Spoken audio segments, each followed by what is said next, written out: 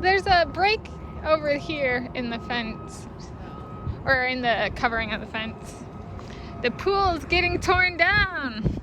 Voters said no to gearing the pool towards swim team.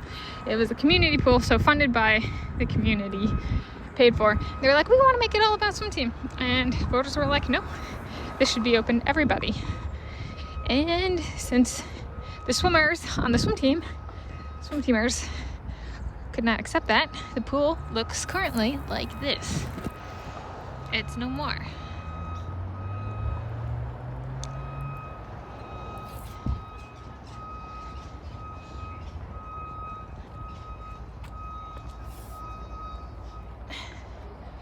There's the pool.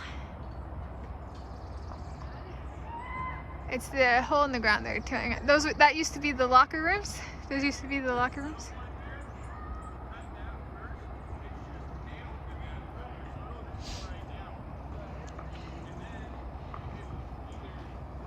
And then diving was over here, kind of behind the tree.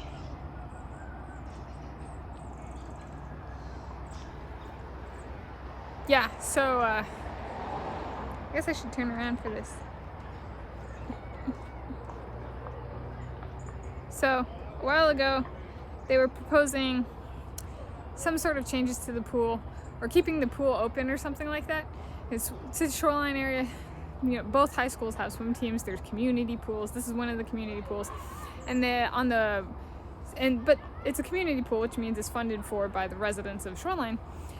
And they were rewriting the schedule and everything to be about swim team.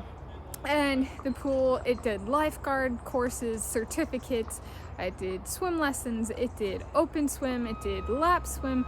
It was about keeping the community healthy. It had senior, like water aerobics, senior classes, stuff like that. So it was for everybody, open to everybody, community pool.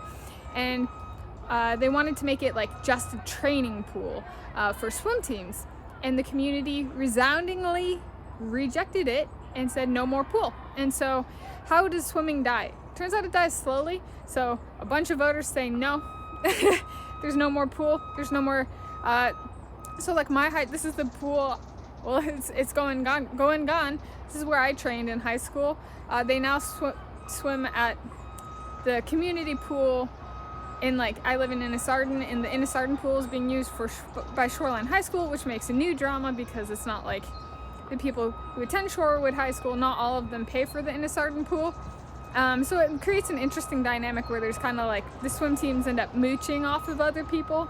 And that's what had been on the ballot. That's what got rejected on the ballot. It's like, you don't get to just take everybody's money and then be like, we want it for swim team. And the voters were like, we realize that's corruption and we say no.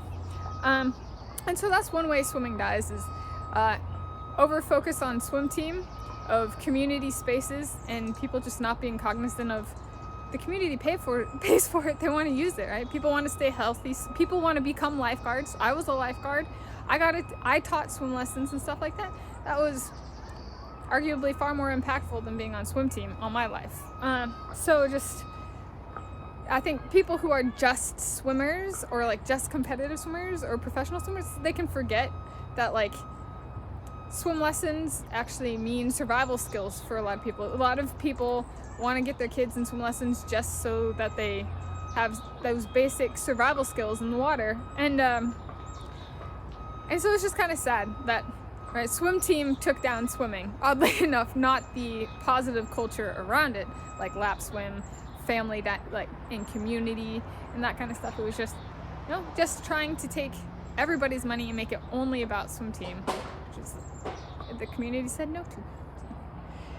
That's how this swimming ends.